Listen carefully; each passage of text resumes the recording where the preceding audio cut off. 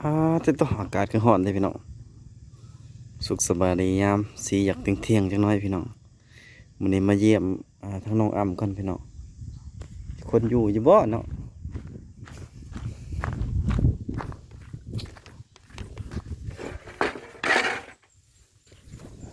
โอ้เพิ่นเอาต้นหมอกต้นไม้มาไว้หน้าเฮือนมาเอวหยังจังนะฮะอ๋อโคคือหยัง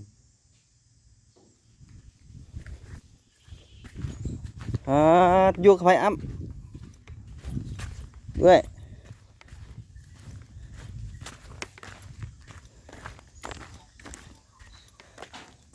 เพียงทิวฮะเพียง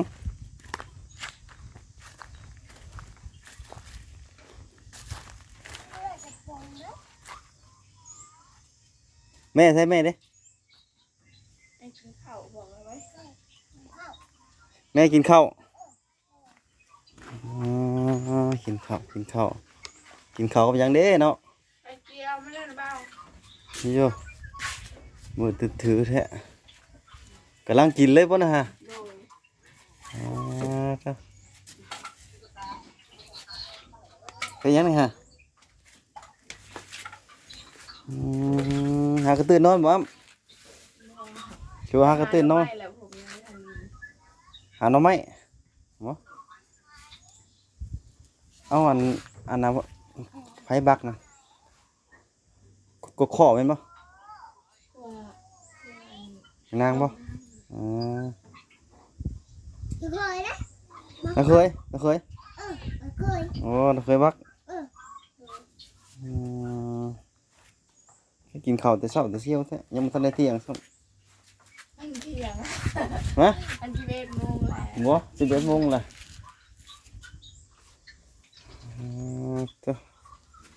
แน่นบุญม่วนบ่บุญบ่มีหับตู้ฮะบ่มีตู้บ่ม่วนเอ้าบ่มีหยังเอ้าคือเห็นรับวงอยู่นี่นะผมบ่ได้เปิดนะบ่าวบ่โดยไปใช้นะอ๋อเฮ็ดโชว์ไว้ซื่อๆหาหนวงฮะมึงงออะไรสักฮะมึงหยกยังไงมึงก็ได้อิหยังก็มึงนวงเป็นหยังนวงมึงเนี่ยเสียแล้วฮะเสียอิหยังเสียมึงมันเสียไปไสเสียเนี่ยเอาบ้านเนี่ยป้องเล่าดิฮะอิหยังก็ตู้ตู้อิหยังตู้อิหยังตู้พอแล้ว อืมกินข้าวก็อิ่มโดยอืมดื้อเถอะเฮ้ย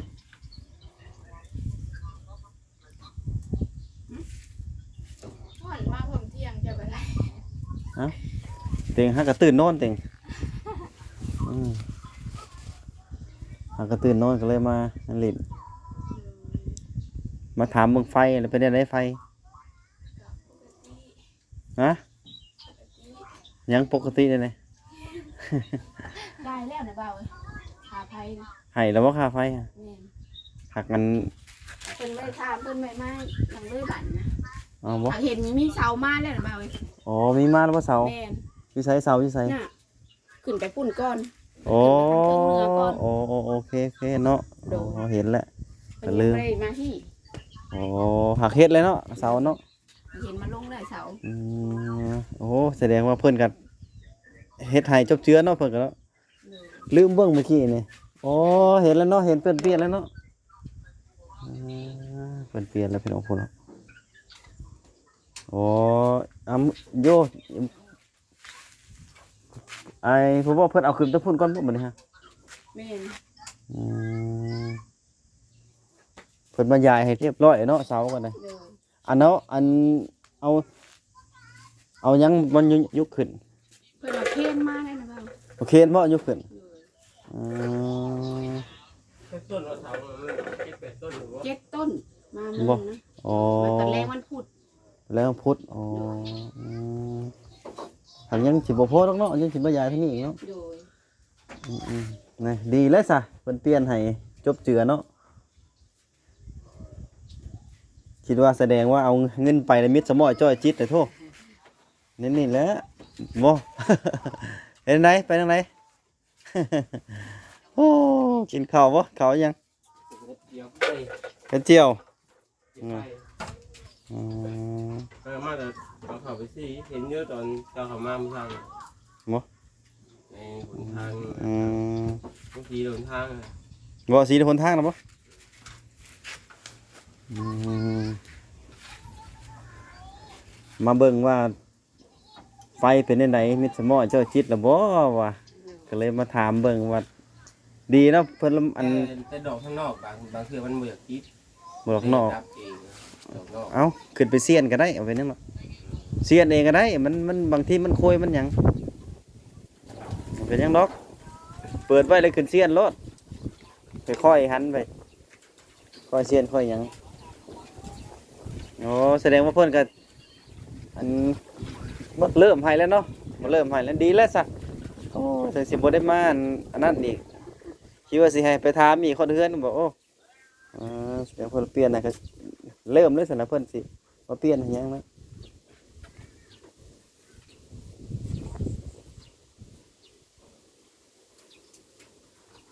จริงๆจะว่าล้มอีกนิด ลมจะว่าสิลมผลบ่จักบ่ได้ฮะ คือนี่การห้องเลยไปจิตไปแท้ว่าล้มเนี่ยว่างอยงะไม่ห้องไม่ได้ บ่ได้บ่ กันยกห้องไม่ได้จ้างแล้วถึงไม่ได้ อืม ขึ้นไปก็ติดบ่ได้วง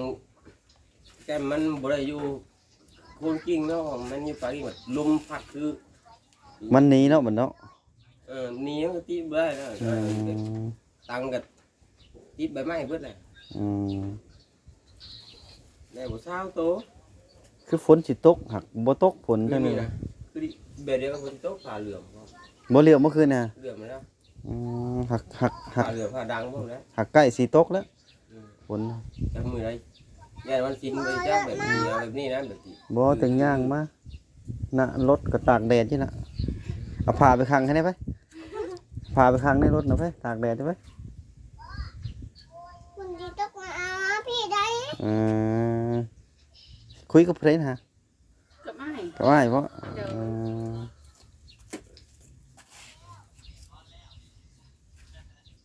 แม่นแล้วมื้อวันอาทิตย์เนาะแม่นเนาะ โดย หักยาเฮ็ดเตาแล้วบ่นี่ฮะหรือบ่ได้เฮ็ดหรือว่าหยัง ย่าย าแล้วบ่ โดย อ๋อบ่มีไม้บ่เลยอะไร มันก็เฮ็ดงานนะ อ๋อเฮ็ดงานใส่ซุมื้อเฮ็ดงานอยู่ไส ปาบุรี ว่าสิลงไทย เอ้า สิลงไทย อ๋ออันนั้นสิลงไทยผัวสิลงไทย โดย มันเมียซะ ยังอยู่บ้าน อยู่บ้านก่อน โดยไปแล้วเขา อ๋อสิลงไทยแล้วบัดนี้ฮะ โดย มีบัตรมีหยังแล้วบ่บัตรก็เฮ็ดเรียบร้อยแล้วบ่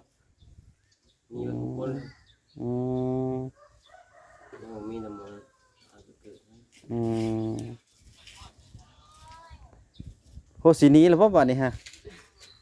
บ่อ้ำเด้อซะ ไปแต่ผู้นั้นผู้เดียว บ่คิดว่าสิหนี้บ่ละว่าอ้ำก็ไปว่า ไปกับป้าแล้วเดินทาง เออคิดว่าสิไปเบิดซะดอกจักว่ามาเท่าหน้าจักว่าสิไปเบิดบ่จักฮะ แต่นี่ก็ยังบ่อยากไป เอาบ่ เอาไปหาเงินก้อนเนาะเอาเลยนะนี่ได้ซะ ไปเฮ็ดแล้วได้มือรถ บ่โอ้ ต้องแม่นะเพราะว่าน้องเขาสิเฮ็ดปีนะ อืม ป้าเขามาได้เฮือนเมียเขาป้าเขา อื มา ม ป้าเขาสิเฮ็ดนาเขา อืมเอาผมเป็นหยังไปหาเงินมาซื้อรถก่อน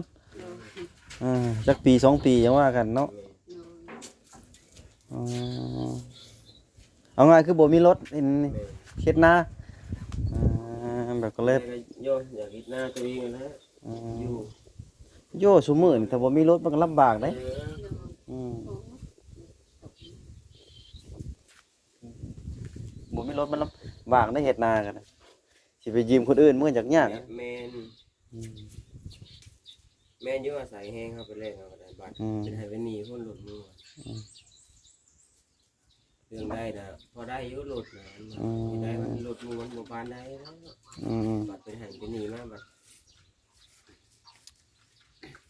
ว่ากันยากอันนี้มือ แล้วสิลงมื้อใดไทยสิลงมื้อใด ว่าอยู่ลงวันที่8เนี่ย วันที่8 วันอังคาร วันคาน ทานวันพุธวันพุธ วันอังคารวันที่8 วันคานที่8โอ้สิมื้ออื่นบ่ฮื้อนี่ลงฮะมีงานมีหยังแหละเหรอวะมีงานเนี่ยสิลงไทยแล้วบัดนี้ป้าเมียไว้อยู่บ้านแม่นๆอยู่บ่เฮ้ย โมแม่นใช่ไหม ฮะแม่นอยู่บ่ โมแม่นก็แม่นแล้ว โหโยมันห่างกันมันจักไผสิไปทางไหนบ่จักบัดนี้ฮะ บ่ให้ใครมาบีบบ่ให้ใครมาบีบมาเข้าใจเนี่ยอยู่บ้านก็คือมา โอ้ ตามตัว ว่าง่ายเนาะโยแม่นแล้วตอนนี้บัดลงไปเลย เว้าแบบว่าอยู่ได้อยู่ดอกครับนี่ก็บ่กล้าเว้าแบบเนาะไปเบิ่งก่อน เดี๋ยวไปบัดคิดฮอดลูกบัดทยอยไปอีกเนาะกลับมาอีกบ่แม่นมาคิดฮอดลูกดอกคิดฮอดแม่มันนั่นแหละเออ มันเด็ดหลายทางนะบางทีมันเมื่อกับว่าบ่มีหยังวะ จะไปหาก่อนเนาะหาก่อน เมื่อกอดกันซื่อว่ะกอดกันบุ้มที่ข้าวหน้ากินใจ โยถ้าบ่มีรถไถเฮ็ดหน้ายากไหนสมมุติสิไปใช้คนอื่นนี่ยากลงไปหาเงินก่อนจักปี2ปีทิวพ่อตัวสิไปไทยแล้วจะไปนำบ่ ไป ไปน่ะไปเจน่ะในทางประตูเข้าน่ะป้าไปทั่ว ลืมกุญแจเฮือนแล้วอ่ะ ลืมมันไว้ป้าตลอด แน่ ถามตลอดหนูบ่ได้ป้าไกลเอาในเฮือนนี่ดอก แน่ บ่ได้โซ่หาตลอดอยู่ ท่านละบ่แน่ล้มละบ่นี่ฮะ แน่ แล้วเจ็บบ่โอ้ยมันบ่เจ็บเฮ็ดเองมันสิเจ็บไปสั่งแน่ จะคือไปขี้ไปน้อยมัน มิดตัวอย่าให้ ต้อง อย่า ย่าแหล้วเอาก็เห็นอันไม้มาใส่น่ะหน้าเฮือนน่ะ โอ้ต้นดอกไม้ตะกี้มันอยู่ในนี่นะ อ๋อมันก็งามเลยเด้บัดนี้ฮะปลูกหน้าเฮือนตอนเช้าก็พดคู่มื้อนะพดอยู่บ่อ้ำ จุ่มไป มันได้ฮดดีแล้วแหละบ่ฮดให้มันตายค่านั่นแหละ ตะกี้ทิ่มเอาไปทิ้งไว้อยู่พุ่นไอ้เลยจุ่มออกมาจูดนั่นขี่อันนั้นเห็นงูนั่นน่ะ งูหยัง งูเห่า โยระวังเลย งูเห่าแล้วก็เลยจูดคอมาถึงบ้านนี่เลยสาบเพื่อนกับไปมันเข้ามาส้นแล้ว อากาศร้อนนี่ยามคืนนี่กันยามคืนระวังงูเห่า จูดอยู่พุ่นบัดเห็นอยู่พุ่น งูเห่า เออ งูกระบาเนี่ยอันตราย เมื่อคืนนี่บัดว่าจนแข็งเมื่อคืนนี่ยังอะไรแบบมาใช้ว่าไปได้แล้วมาใช้นะไปได้มาแบบแข็งเลยนะเดี๋ยวเช้ามันตีให้ โอ้ยยังแข็งงูแข็ง เอาไปแล้วเอายา บ่โอ้ เห็นมันใกล้ๆนี่มันยกคอขึ้นเลย โอ้เห็นอยู่ไส บ่ไปติดกันนะ เพราะว่าอากาศร้อนนี่โป้ต้องระวังงูออกหากินเด้ อาการห้องกับการห้องกับแบบลงขึ้นนี่ก็ออกได้ วันศีลวันหยังก็ออกงู บนนั่นนะบอกเจ้าไถนาไม่นะโยตัวใหญ่ตัวเขาดำเทียมมันแล้วชวนมาเลยตายตัวแต่ว่าลงบ้าได้บัตรก็อยู่ท่าไหน บ่อยู่ไสน่ะ เอาเข้าแล้วก็ออกว่าท่าปลา ใครดอกลูกหวยได้ดอกมันฮ้อนเด้นี่น้องหวยน้องหยังไปบัดนี้เมื่อก่อนเด้อบัดนี้ฮะ เดี๋ยวแฮงเดี๋ยวมื้อหน้าสิมาใหม่มาถามเรื่องไฟซื่อว่าเพิ่นเฮ็ดฮอดไสกับเพิ่นสิเพิ่นก็สิเริ่มเฮ็ดแล้วเนาะ เอาให้อยู่ใจมันนี่ บ่ได้เฮ็ดหยังนะ โอ้ มาหามาถามเรื่องไฟซื่อ คือถ้าเห็นขี่รถไทยสิเนาะ อยู่ไสขี่อยู่ไส ขี่รถไทย ขี่อยู่ไส เจ้าน้ำมาเช้านี่นะ บ่ได้ ถ่าย2 คน บ่ได้ขี่รถไถไปไสได้ ฮักกลับมาแต่หน้านี่ฮะโอ้ฉันได้เป็นตาผ่าแล้วจัก บ่ผ่านนะจื้อนี่นะ บ่ได้ฮักกลับมาแต่หน้าพู น้องย่างลัดทงมาเจ้าไทยนะ บ่นะบ่ได้ขี่รถไถ ไทยแล้วก็มีไม่อยากไทยลำนึง โอ้ยแห้งแล้วแห้งไกลเลยเนี่ยนะฮะ ตาผ่านแล้วหาตาลายแล้วตัวฮะ คน เออ โบราณทำไม่ไกลไม่ได้ก้าวหัวทางก็ได้ รถไถไปซะฮักกลับมาแต่หน้านี่น่ะขี่รถจักรมาแต่หน้า ไปเลยเด้อไปเลยเด้อเดี๋ยวมื้อหน้ามาหาใหม่เพิ่นแล้วพี่น้องกะเพิ่นก็เริ่มดำเนินการให้แล้วพี่น้องไฟก็บ่ต้องห่วงแล้วมันสิมาเฮ็ดให้เนาะ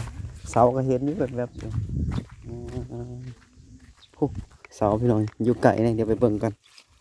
เดี๋ยวเบิ่งเสาไฟก่อนพี่น้องโอ้นี่เพิ่นมาเปลี่ยนให้